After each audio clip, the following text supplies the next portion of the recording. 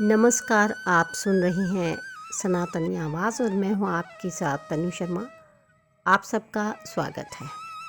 आज का विषय है गंगा स्नान का रहस्य।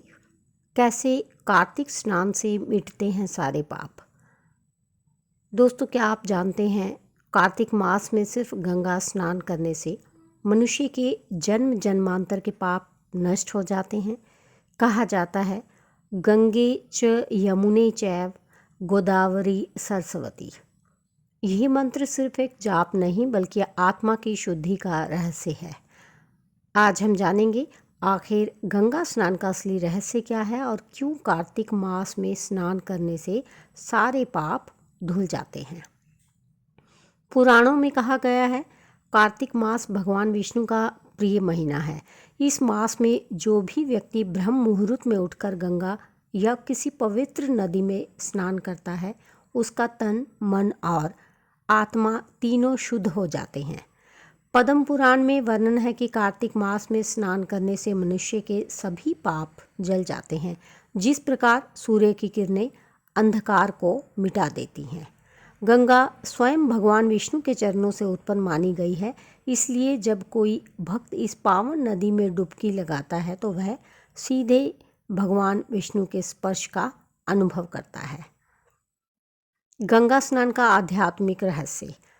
गंगा केवल एक नदी नहीं, एक दैवी चेतना है। स्कंद पुराण में कहा गया है गंगा में स्नान करने से पाप नष्ट होते हैं, लेकिन श्रद्धा से स्नान करने पर मोक्ष मिलता है।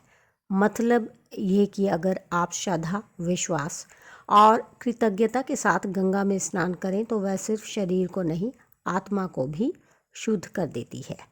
जब भक्त ब्रह्म मुहूर्त में गंगा में डुबकी लगाता है तो उस समय वातावरण में सूर्य की पहली किरणें, मंत्रों की ध्वनि और गंगा जल का स्पर्श तीनों मिलकर शरीर की नकारात्मक ऊर्जा को समाप्त करते हैं।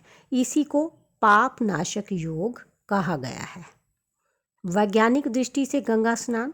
आधुनिक विज्ञान ने भी माना है कि गंगा जल में विशेष प्रकार के बैक्टीरियोफेज होते हैं जो हानिकारक जीवाणुओं को नष्ट कर देते हैं। इसीलिए गंगा जल वर्षों तक खराब नहीं होता। सूर्योदय के समय स्नान करने से सूर्य ऊर्जा शरीर के रोम छिद्रों से अवशोषित होती है, जिससे शरीर में ऑक्सीजन का संचार बढ़ता है और मन शांत होता है। इसलिए कहा गया है गंगा स्नान न केवल धार्मिक क्रिया है बल्कि एक प्राकृतिक चिकित्सा भी है। कार्तिक स्नान की विधि और नियम। कार्तिक मास में स्नान के लिए प्रातःकाल ब्रह्म मुहूर्त में उठना चाहिए।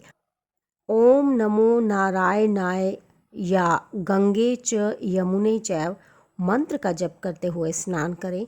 यदि गंगा तक पहुंचना संभव ना हो तो घर पर ही गंगा जल मिलाकर स्नान करें। स्नान के बाद दीपदान, तुलसी पूजा और भगवान विष्णु को अर्पण करना अत्यंत शुभ माना गया है। कहा गया है गंगा स्नान, दीपदान और तुलसी पूजन ये तीनों कार्तिक मास के मुख्य स्तंभ हैं। तो मित्रों, कार्तिक मास का गंगा स्नान केवल परंपरा नहीं, ये आत्मा की जागृति का अवसर है। ये वह समय है जब भगवान स्वयं धरती पर आते हैं और हर भक्त के पापों को धुलने का वरदान देते हैं। इसलिए इस कार्तिक में श्रद्धा से स्नान करें और अपने भीतर की नकारात्मकता को बहा दें, क्योंकि गंगा केवल जल नहीं, वह मोक्ष की धारा है। तो इसके साथ ही मुझे दीजिए अनुमति, फिर मिलती हूँ। धन्यवाद।